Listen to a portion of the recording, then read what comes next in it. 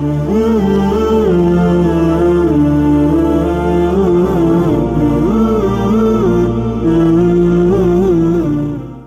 this same sermon, he spoke thus about the Hajj.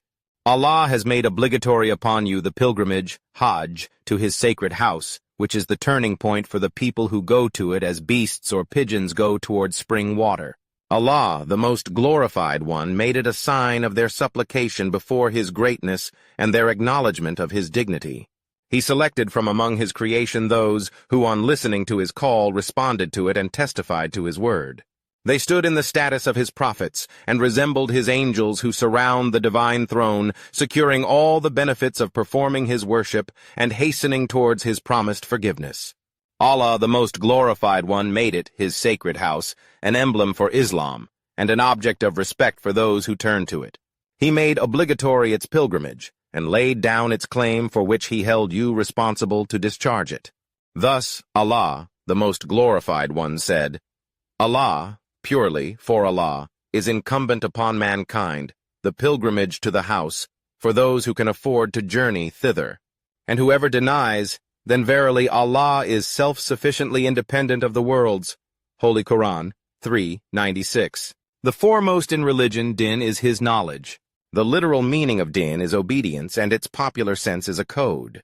Whether the literal sense is taken or the popular one, in either case, if the mind is devoid of any conception of divinity, there would be no question of obedience, nor of following any code, because when there is no aim, there is no point in advancing towards it. Where there is no object in view, there is no sense in making efforts to achieve it. Nevertheless, when the nature and guiding faculty of man bring him in contact with a superior authority, and his taste for obedience and impulse of submission subjugates him before a deity, he finds himself bound by certain limitations as against abject freedom of activity. These very limitations are din, religion, whose point of commencement is knowledge of Allah and acknowledgement of his being. After pointing out the essentials of the divine knowledge Amir, Al-Mu'mineen has described its important constituents and conditions. He holds those stages of such knowledge which people generally regard as the point of highest approach to be insufficient. He says that its first stage is that with the natural sense of search for the unknown, and the guidance of conscience, or on hearing from the followers of religions, an image of the unseen being known as Allah is formed in the mind. This image, in fact, is the forerunner of the obligation to thinking and reflection and to seeking his knowledge. But those who love idleness, or are under pressure of environment, do not undertake this search despite the creation of such an image, and the image fails to get testified. In this case, they remain deprived of the divine knowledge. Since access to the stage of testifying after the formation of image is by volition, they deserve to be questioned about it. But one who is moved by the power of this image goes further and considers thinking and reflection necessary. In this way, one reaches the next stage in the attainment of the divine knowledge, namely to search for the Creator through diversification of the creation and species of creatures. This is so because every picture is a solid and inflexible guide to the existence of its painter and every effect to the action of its cause. When he casts his glance around himself, he does not find a single thing which might have come into existence without the act of a maker, so much so that he does not find the sign of a footstep without a walker, nor a construction without a builder. How can he comprehend that this blue sky, with the sun and the moon in its expanse, and the earth with the exuberance of its grass and flowers, could have come into existence without the action of a creator? Therefore, after observing all that exists in the world and the regulated system of the entire creation, no one can help but conclude that there is a creator for this world of diversities, because existence cannot come out of non-existence, nor can existence sprout forth from nothingness. The Holy Quran has pointed to this reasoning thus. What? About Allah is there any doubt, the originator of the heavens and the earth? 14:10. But this stage would also be insufficient if this testimony in favor of Allah is tarnished by belief in the divinity of some other deity. The third stage is that his existence should be acknowledged along with belief in unity and oneness.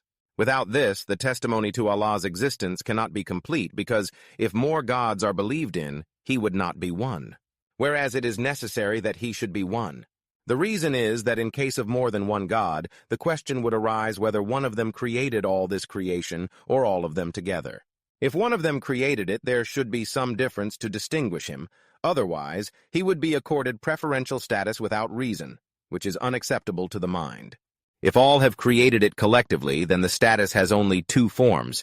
Either he cannot perform his functions without the assistance of others, or he is above the need for their assistance. The first case means he is incapable and in need of others, while the other case means that there are several regular performers of a single act, and the fallacy of both has already been shown. If we assume that all the gods performed the act of creation by dividing it among themselves, all the creation would not bear the same relationship towards the Creator. This is so because each creature will bear relationship only to its own Creator, whereas every creature should have one and the same relationship to all creators. This is so because all the creation should have one and the same relationship to all the creators, as all the created in their capacity to accept effect, and all the creators in their capacity to produce effect should be similar. In short, there is no way but to acknowledge him as one, because to believe in numerous creators allows no possibility of the existence of any other thing, and destruction proves implicit for the earth, the sky, and everything in creation. Allah, the most glorified one, has expressed his argument in the following words. Had there been in the heavens and the earth other gods except Allah, they both, the heavens and the earth, would have been in disorder. Holy Quran 21:22. The fourth stage is that Allah should be regarded free of all defects and deficiencies, devoid of body, form, illustration, similarity, status of place or time, motion, stillness, incapability, and ignorance. This is so because there can be no deficiency or defect in the perfect being, nor can anyone be deemed like him, because all these attributes bring down a being from the high status of the Creator to the low status of the created.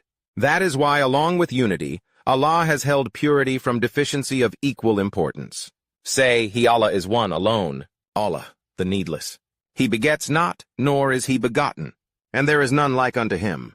Holy Quran 1:12-1-4. Vision perceives Him not, and He perceives all vision. He is the subtle, the all-aware. Holy Quran 6:104. So coin you not any similitudes to Allah. Verily Allah knows everything, and you know not.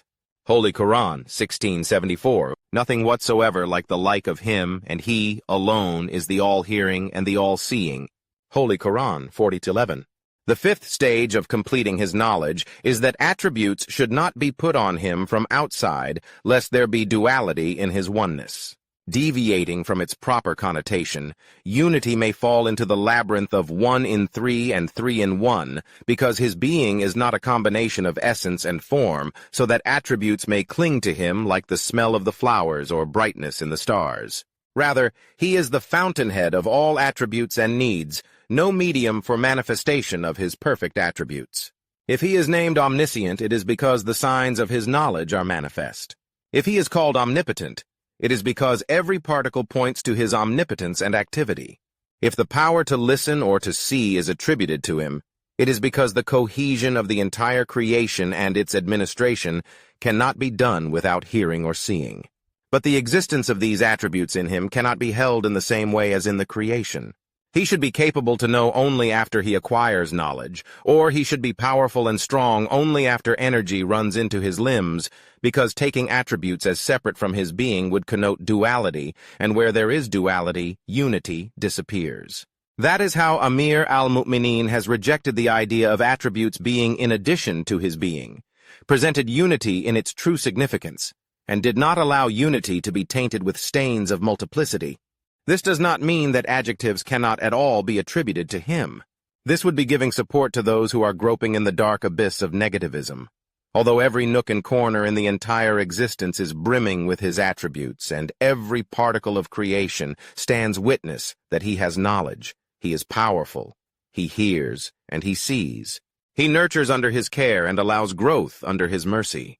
The intention is that for him, nothing can be suggested to serve as an adjunct to him because his self includes attributes and his attributes connote his self. Let us learn this very theme in the words of Imam Abu Abdullah Jafar ibn Muhammad as-Sadiq, comparing it with the belief in unity adopted by other religions, then appreciate who is the exponent of the true concept of unity.